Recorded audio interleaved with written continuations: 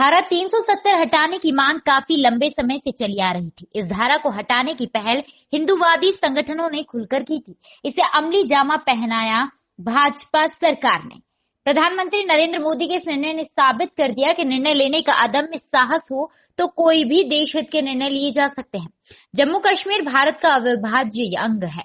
इस बात को महबूबा जैसे चंद कट्टरपंथी पचा नहीं पा रहे हैं। यही वजह रही कि जेल से बाहर आते ही इसने राष्ट्रध्वज तिरंगे को लेकर बेहद अपमानजनक टिप्पणी कर डाली। उल्लेखनीय है कि महबूबा मुफ्ती के तिरंगे को लेकर दिए बयान के खिलाफ लगातार पूरे देश में गुस्सा देखा जा रहा है। जम्मू में खास तौर पर लगातार प्रदर्शन हो रहे हैं। महबूबा मुफ्ती को गिरफ्तार कर उन्हें पाकिस्तान भेजने की मांग भी उठने लगी है। गौरतलब है कि महबूबा मुफ्ती ने शुक्रवार को कहा था कि उन्हें तब तक चुनाव लड़ने या राष्ट्रीय ध्वज तिरंगा उठाने में कोई दिलचस्पी नहीं है जब तक पिछले साल 5 अगस्त को लागू किए गए संवैधानिक बदलाव वापस नहीं लिए जाते। उन्होंने कहा था कि वो तिरंगे को तभी उठाएंगी जब तत्कालीन राज्य के अलग ध्वज को बहाल कर दिया जाएगा। मैं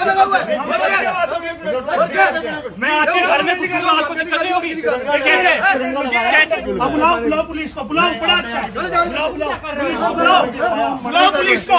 ये झंडा लगाया, मतलब कि ये झंडा लगाया हमने यहाँ पर आशीष जी, और देखो ये कह रहे हैं तुम कौन होते हो? मैं आम नागरिक हूँ।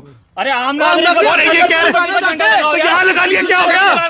ये सरकारी दफ्तर है, ये गवर्नमेंट की प्रॉपर्टी है, आपके घर की थोड़ी है, पीडीपी के घर की है, अलॉट हुई है ना, हमारी सरकारी प्रॉपर्टी है, हमारी प्रॉपर्टी नहीं है। बहुत सारी सरकारी प्रॉपर्टी यहाँ पे लगाएंगे हम पीडीपी के ऑफिस में, लगाएंगे पीडीपी के ऑफिस में। क्यों नहीं लगेगा झंडा पीडीपी के ऑफिस में? पीडीपी के ऑफिस में नहीं लगेगा। क्यों लगाओगे? नहीं लगेगा। क्यों लगाओगे? इस स्टेटमेंट के बाद आप यहाँ दफ्तर आए हैं, दफ्तर में आके आपने तिरंगा लगाया। ये देखिए, ये लोग गुंडागर्दी कर रहे हैं, कह रहे हैं कि झंडा नहीं लग सकता। ये साहब कह रहे हैं कि तू कर रहा है, ये तू, इनकी भाषा शैली देखिए, भाषा शैली देखिए, तू। अरे ये कौन से अंबानी है? ये कौन से है? क्या ये अरे जनता ने बनाया, कोई वोट जीते हो तो आपको प्रॉब्लम क्या? बात क्या कर रहे हैं? वोट से जीते हो? मेरी बात कहां तक बात है? थोड़ा पीछे ये देखिए, मेरी बात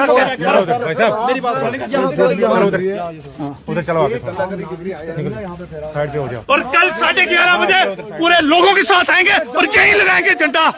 हाँ, लगाएंगे झंडा। इनकी शक्लें देख लो, ये लोग हैं जो झंडे से नफरत कर रहे हैं। ये देख लो, इनकी चेहरे देखो। चल जैसे जैसे इनके घर की प्रॉपर्टी है, इनकी प्रॉपर्टी पे लगाया, ये सरकारी प्रॉपर्टी है।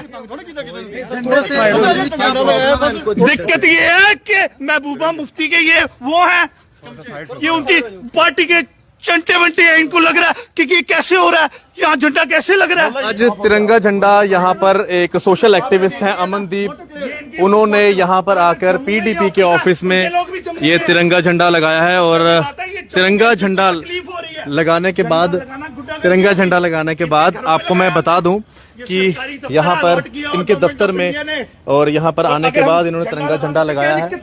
ये एक पीडीपी का झंडा लगा हुआ है और ये उससे बाहर, दफ्तर के बिल्कुल बाहर। नमस्कार, वंदे मातरम।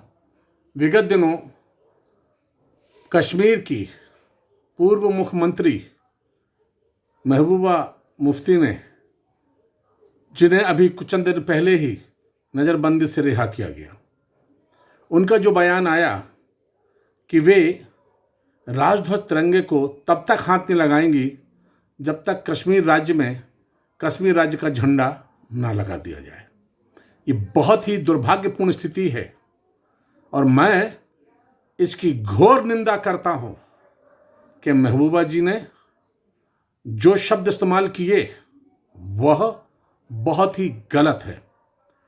370 और 35A जब कश्मीर से हटा दी गई, जिनकी शर्तों के तहत वे तिरंगे के साथ कश्मीर राज्य का झंडा लहरा रही थी, मगर जब धारा 370 हट गई, वह अनुबंध खत्म हो गया।